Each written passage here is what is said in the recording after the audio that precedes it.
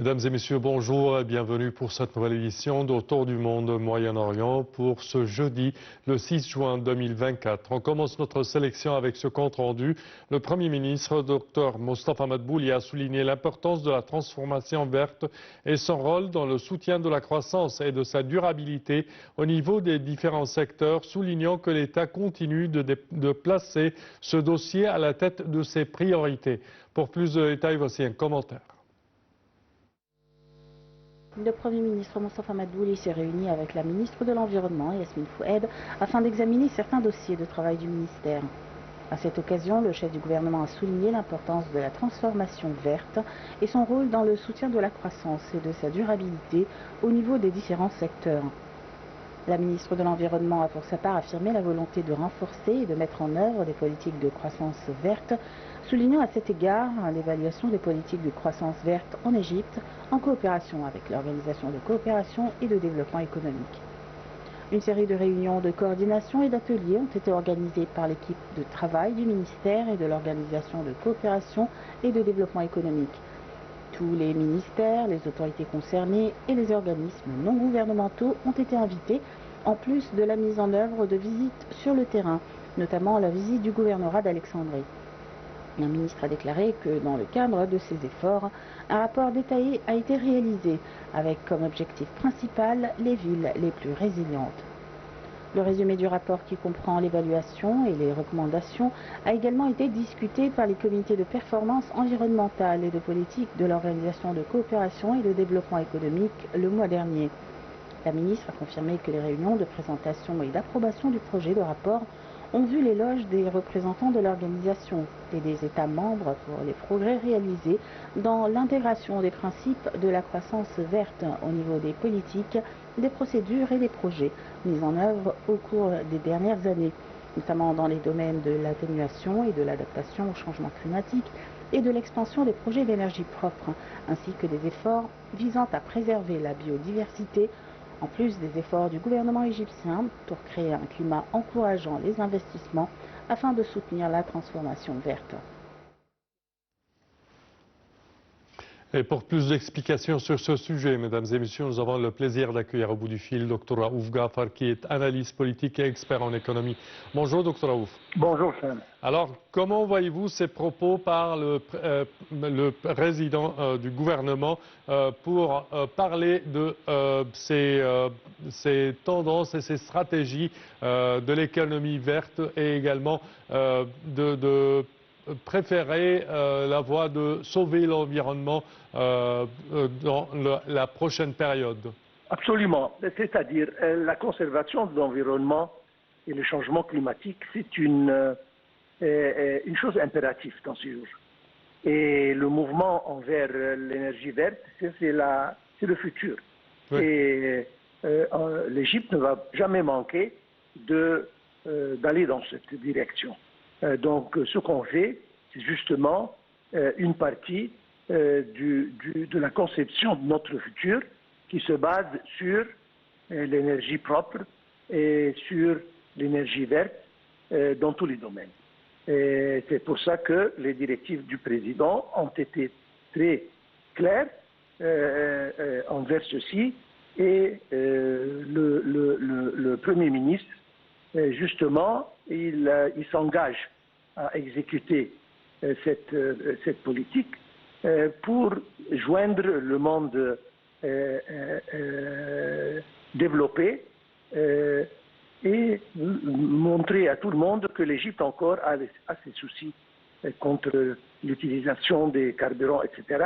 et que l'énergie propre et verte, ça c'est le futur.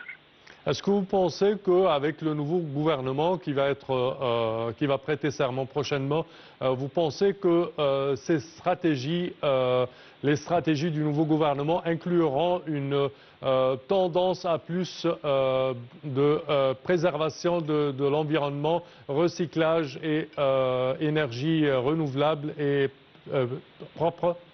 Absolument, absolument. Et c'était très clair dans la lettre qui a été remise au Premier ministre pour la formation du nouveau cabinet. Oui. Entre autres, c'était très clair que une des responsabilités du nouveau gouvernement, c'est d'aller dans cette direction et de donner l'importance extrême Oui. à ceci.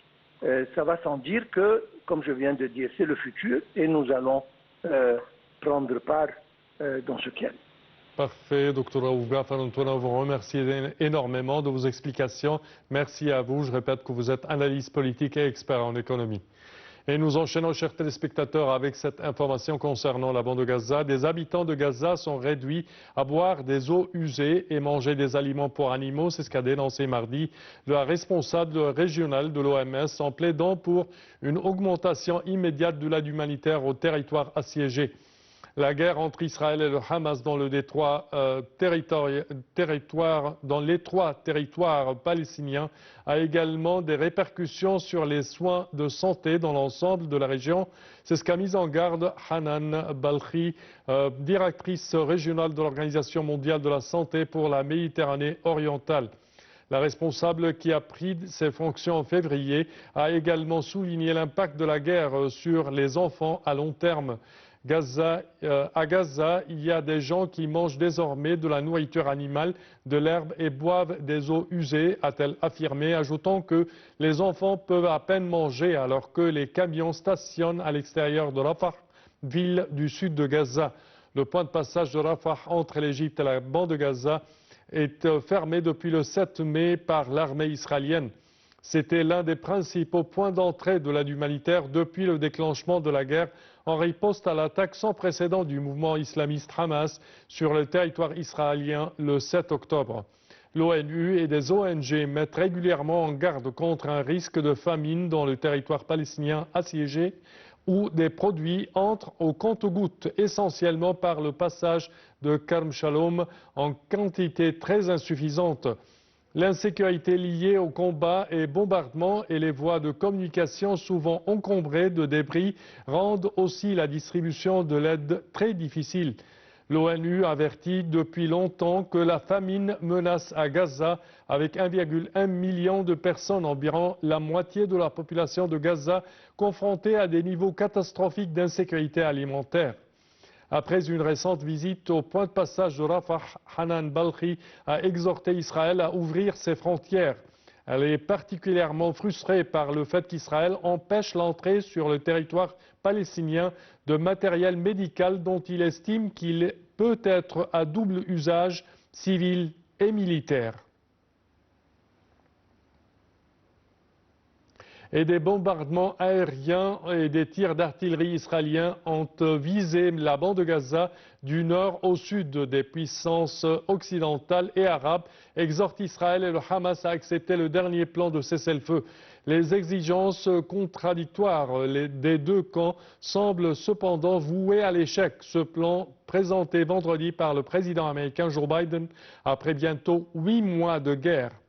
Israël a promis d'éliminer le Hamas tandis que ce dernier exige un cessez-le-feu permanent, comme l'a encore rappelé mardi un responsable du Hamas palestinien à Beyrouth. Des frappes aériennes ont visé l'est et le centre de Rafah, selon des témoins et un responsable local, alors que des bombardements meurtriers ont frappé la ville de Gaza dans le nord et le camp palestinien de Bureij dans le centre du territoire. L'armée israélienne a dit mardi soir qu'elle attaquait avec des avions et des forces terrestres des cibles dans le secteur d'Al-Bureij.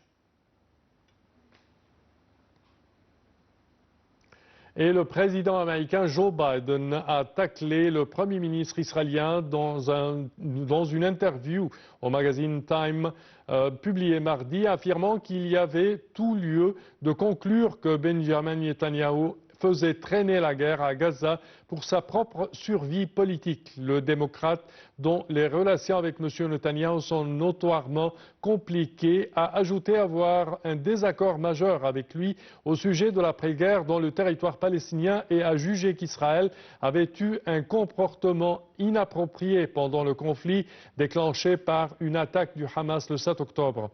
Des remarques d'autant plus notables qu'elles émanent du dirigeant du grand pays allié d'Israël. Plus largement, le président Biden, candidat à un deuxième mandat, s'est dit mieux placé que son rival républicain Donald Trump pour faire en sorte que les États-Unis restent la puissance mondiale sur des sujets comme l'Ukraine, Taïwan ou Gaza. L'entretien avec Time s'est tenu avant l'annonce par le président américain d'une proposition présentée comme israélienne pour un cessez-le-feu à Gaza et froidement accueillie par Netanyahou. À la question de savoir s'il croyait que le Premier ministre israélien faisait traîner la guerre dans son propre intérêt politique, le président américain a laissé entendre que oui. Et le président français Emmanuel Macron a appelé mardi le Hamas, dont la responsabilité est écrasante, à accepter l'accord de cessez-le-feu mis sur la table par son homologue américain Joe Biden, selon l'Élysée. Le président américain a présenté la feuille de route qu'il a dévoilée vendredi comme une initiative israélienne. Netanyahou a insisté auprès de M. Macron sur le fait que celle-ci permet à Israël d'atteindre tous les buts de guerre qu'il s'est fixés, y compris l'élimination du Hamas, qui, a-t-il dit, est un objectif fondamental d'Israël dans cette guerre en même temps que la libération des otages, selon un communiqué du bureau du Premier ministre israélien. Je cite, « L'autorité palestinienne réformée et renforcée doit assurer la gouvernance de Gaza et ce territoire fait partie intégrante d'un futur État palestinien », a de son côté estimé le président français, toujours selon l'Élysée.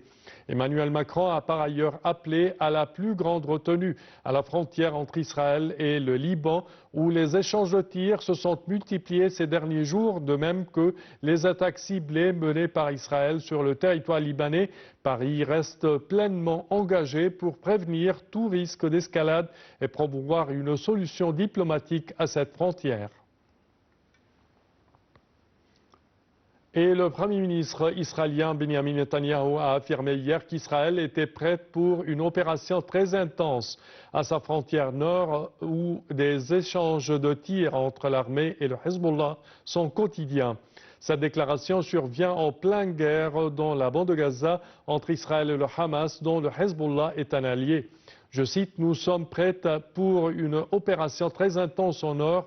D'une manière ou d'une autre, nous allons y rétablir la sécurité », a dit Benjamin Netanyahou lors d'une visite près de la frontière avec le Liban. Dans le nord d'Israël, des tirs de roquettes et de drones du Hezbollah avaient provoqué lundi plusieurs incendies. Lundi, M. Smotrich avait déclaré que l'armée israélienne devrait envahir le Liban et repousser des centaines de milliers de Libanais de la zone frontalière entre les deux pays. Près de 8 mois de violences frontalières ont fait au moins 455 morts au Liban. Côté israélien, au moins 14 soldats et 11 civils ont été tués dans ces affrontements. Les échanges de tirs entre Israël et le Hezbollah se sont intensifiés ces derniers jours, l'armée israélienne menant notamment des frappes de plus en plus à l'intérieur du territoire libanais. Et un Syrien affirmant avoir agi pour soutenir la population de Gaza a ouvert le feu hier sur l'ambassade américaine au Liban avant d'être blessé et arrêté par l'armée libanaise. C'est ce qu'ont indiqué l'armée et une source judiciaire. L'ambassade américaine, située dans un complexe ultra sécurisé dans la banlieue nord de Beyrouth, a assuré que tous ses membres étaient sains et saufs. Un employé libanais de l'ambassade a cependant été légèrement blessé à l'œil, c'est ce qu'a indiqué une source de sécurité. Je cite, « Les éléments de l'armée déployés dans le secteur ont répondu à la source de tir, blessant l'homme qui a été arrêté et hospitalisé. » L'armée libanaise a annoncé que par la suite, avoir arrêté 5 suspects dans la région de la Beqa à l'est, frontalière de la Syrie, dont 3 proches du tireur. Une source judiciaire a indiqué que le tireur gravement blessé avait affirmé avoir mené cette attaque pour soutenir à Gaza, territoire assiégé et dévasté, et où une guerre oppose depuis près de 8 mois l'armée israélienne et le Hamas palestinien.